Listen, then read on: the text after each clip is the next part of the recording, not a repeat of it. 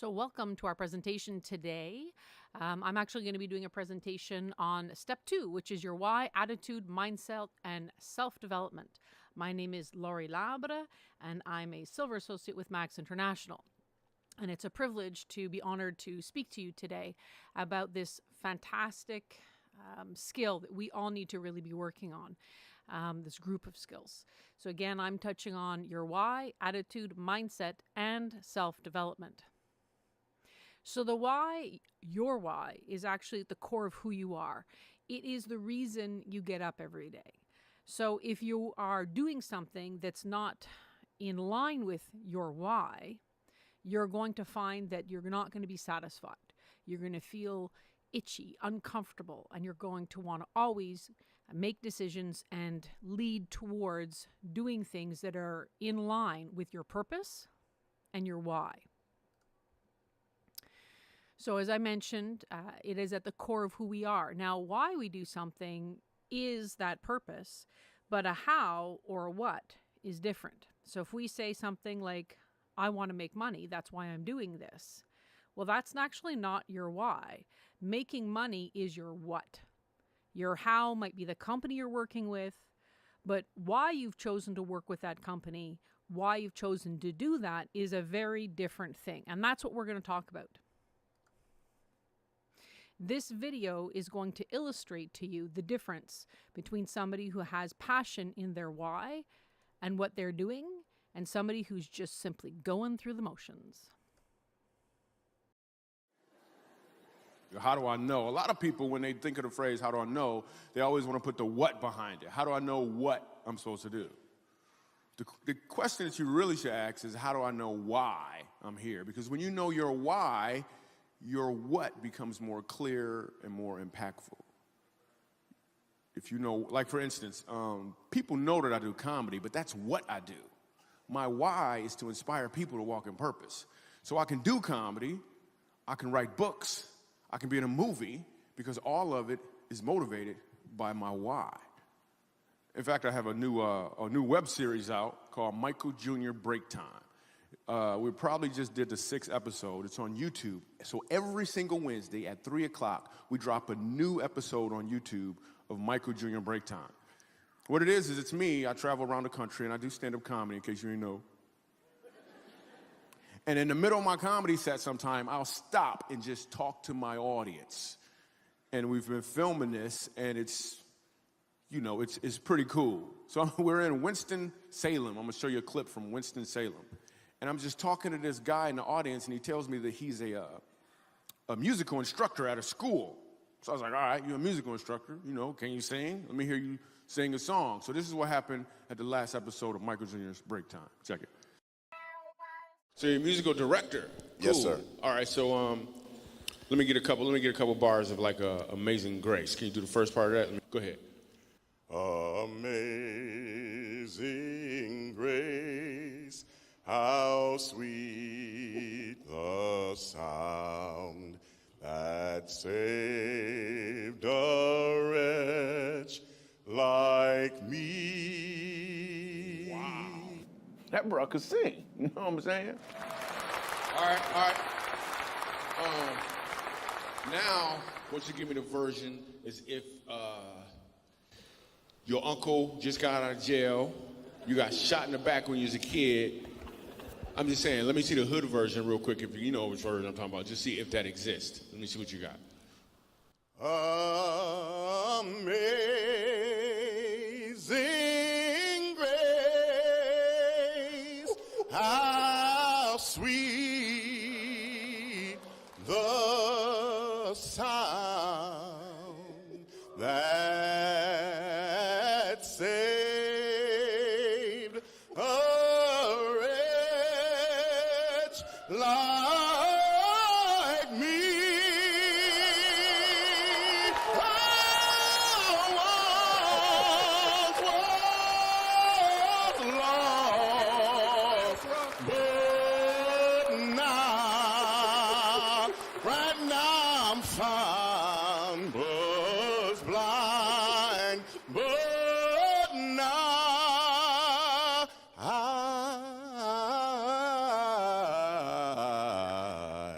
I see.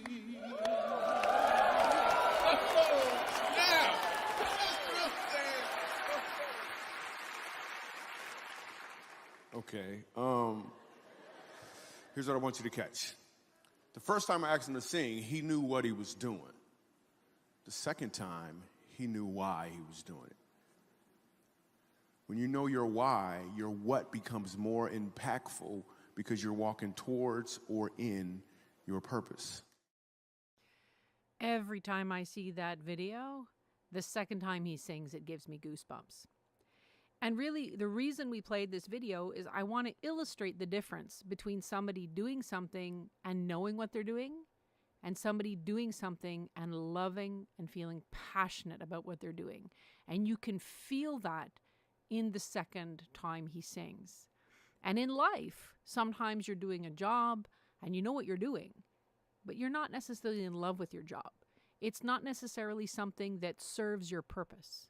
And yet when you're doing it, all of a sudden you attract all kinds of interest in people because you radiate this energy, this passion, this excitement for something because your emotions are touched by it. And so this is some of the significant, impactful things that come along with understanding your why. So when you know what your why is, you're going to find it so much easier because all of the decisions you make will be clear because they're based on your why. So when you think, act, and communicate starting with that why, you're going to inspire other people. This is a fantastic book. If you have the opportunity, I do highly recommend listening to it on Audible or reading the book. So when you know your why, and knowing that is actually not an easy thing. Some people have a hard time admitting what their why is because your why is your purpose. It's your cause. It's your belief. It's literally what gets you up every day and what stimulates you to move into action, not paying the bills. It's everything else. It's what's underneath. It's often subconscious, and you're not always aware of what that why is. It's what makes you come alive. When you're doing something that feeds your why and your purpose, you have this whole new energy that you bring to what it is that you're doing. You're going to find that if you can get down to the core of what your strengths are, how you feel you add the best value to other people, how are you going to measure your life? And this is something we sometimes talk about is people get to a certain point in their life where they start to reassess. Am I doing what I was meant to do? Am I doing things that will give the impact that I want to have on this world around me? So you want to write it down.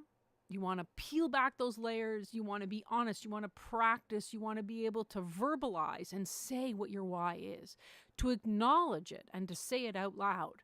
And then from there, you can sort of think about it and reassess it and go, oh yeah, that is exactly why I do the things that I do. And once you get to the bottom of that why, as I said, everything else falls in line.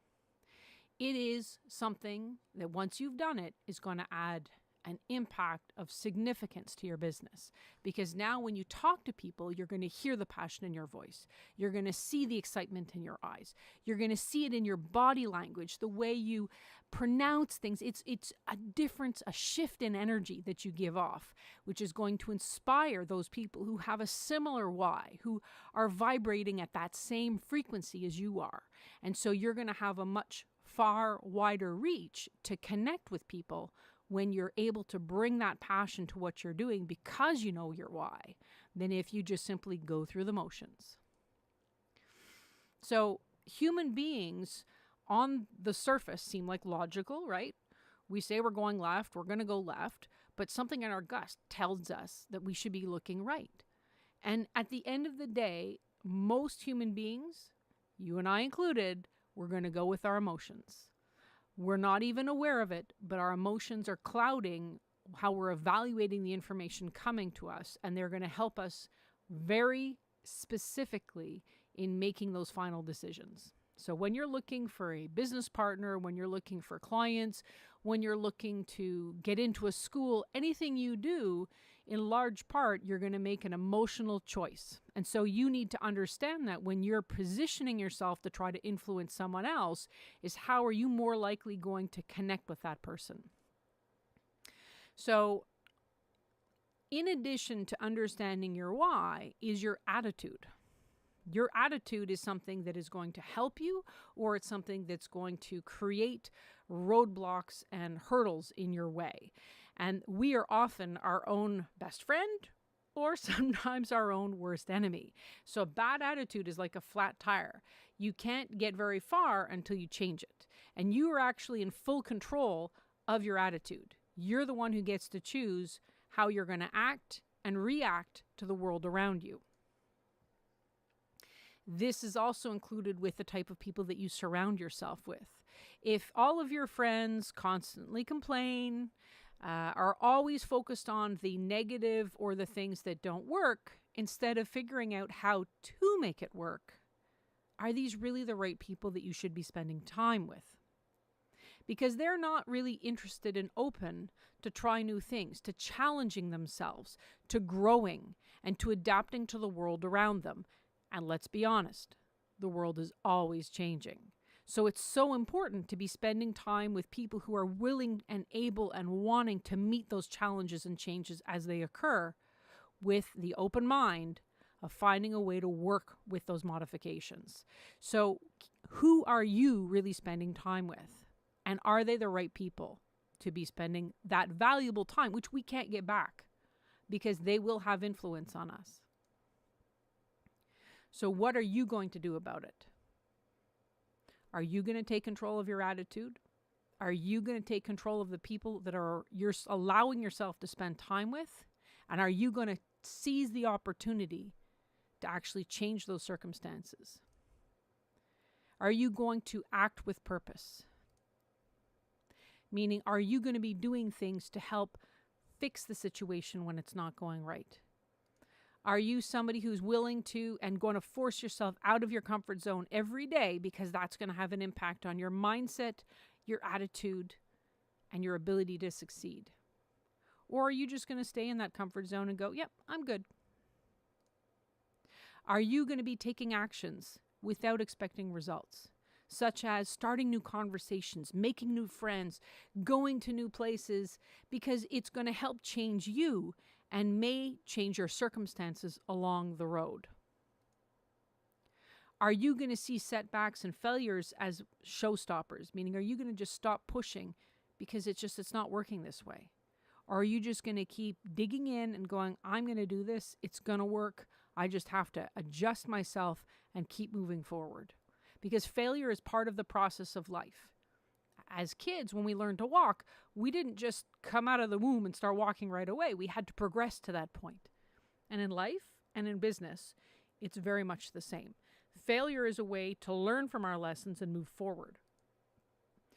Will you be seeking out those people with a positive attitude? Or are you going to stay around those people who are constantly tearing you down, tearing the world around, always focusing on the negative, and never really seeing the positive in life? Don't take yourself too seriously. It's important to understand your business is something you can be serious about, but you need to have fun along the road. Because you know what? Working in something for a very long period of time, if you're always cranky, always in a bad mood, never allowing yourself to have fun and be flexible to those mistakes in life as they come along, it's going to add a lot of stress. And it's really going to affect the quality of your life. And that's really something that we want you to be conscious of, is having a good time, making sure that you're having fun as you learn, challenging yourself, being able to forgive the limitations of others, because not everybody sees things the way that you see it. Not everybody is pushing in the same direction at the same speed as you are. And so you need to understand that when you're running, somebody beside you might be walking. And that's perfectly fine. That's their journey. Keep focused on yours. So forgive the fact that they're not running alongside of you. Say thank you and to be grateful for the things that you have and what you're yet to receive. Because even just simply being open-minded and being given the opportunity to take charge of things is something we all need to be grateful for. You need to believe in yourself very powerfully, as well as your why, because you are the one who's in control here. The world is going to throw challenges at you, but at the end of the day, you're the one who decides, how are you going to adjust and adapt to this? What are you going to respond with? And adjust your thermostat. Turn up that temperature, turn it down, adjust it, play with your attitude, play with your actions. That is totally up to you. You are the one in control. And if your goal is to get to a certain point, you need to be doing the things necessary to get you there. Because the only reason you're not acquiring or getting to that level of success that's critical to you is because you are not doing the actions necessary to get there. You are in control of your race. You're in control of your life. Be aware as well that your mindset, in addition to your attitude and your why, also has a significant impact on your ability to succeed. This includes taking a look at 2 different real personality types when it comes to mindset. Mindset is something where in your mind, you've already made certain decisions about the world around you. But it can be flexible or inflexible. So we're going to look at first a fixed mindset. A fixed mindset is basically one where in your mind, you already possess everything you need to know in order to succeed. And that's based on all the skills you've learned up to this point. You have no interest in learning anything else. Everything else is determined based on how you've grown up, the people you've been around, and you're not in control of anything other than the fact that you were given this basic set of skills. And you're going to succeed automatically because of these basic skills. And that's what a fixed mindset is, because you're not willing to challenge the existing mindset. Whereas a growth mindset is somebody who is realizing that they might have a start point, a place they already are, but they realize that it is just simply a stepping stone to get them to where they want to go. That those talents and skills they possess are things they can work on and develop.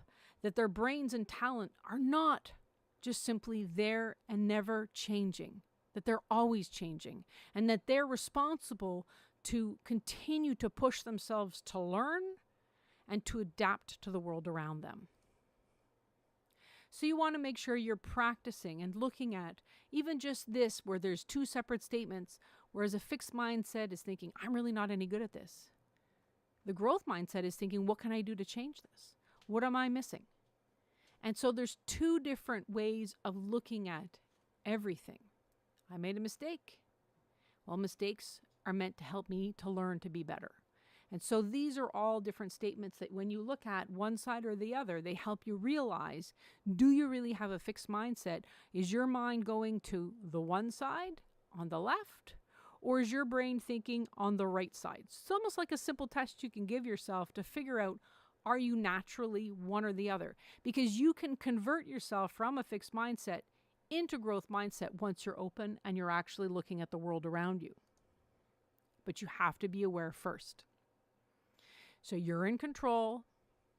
You want to step outside of that comfort zone. You want to stop surrounding yourself with negative people.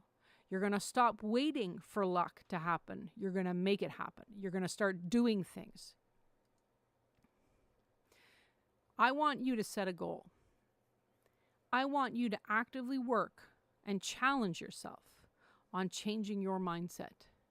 This includes joining our Book of the Month Club for the Elite Team Global Legacy, where we're going to read 1 book a month and have an interaction with each other about what it inspired in us, what it changed about what it is that we're doing. And we're going to learn from each other, because there's not just one way of thinking. I want you to spend a minimum of 30 minutes a week on your mindset, either listening to an Audible, maybe queuing into a TED Talk. Doing something outside of your normal routine could be using your car as a mobile university to challenge your mindset. I want you to start also by sitting down and writing down your strengths and weaknesses to focus your efforts when you're reading or listening on finding a way to stimulate those things that you consider a weakness. And I want you to continue to highlight and push on your strengths. I recommend highly that you work with a mentor and accountability partner as you go through this process, because they might be able to suggest books, audibles, trainings. They might be able to interact with you and share with you stories and anecdotes of when they've been through those situations that will help you to work on that mindset, which will impact your attitude and help you achieve your goals of success. So here's the simple math. When you have a strong why, when you're in control of your attitude, and when your mindset is open and moving forward, you're going to succeed. I know you can do it. You will get there. Believe in yourself and invest in yourself. You've already done it by spending the time to listen to this webinar and the other webinars that we're putting together for you. We know you're going to succeed. You have to believe it, but you have to put into action all of the things that we're talking about. So it's just a matter of time. I want you to focus. You can see it. It's coming in the distance. Max has to always be on your mind. Thank you. I'm Laurie Labre, and have a great day.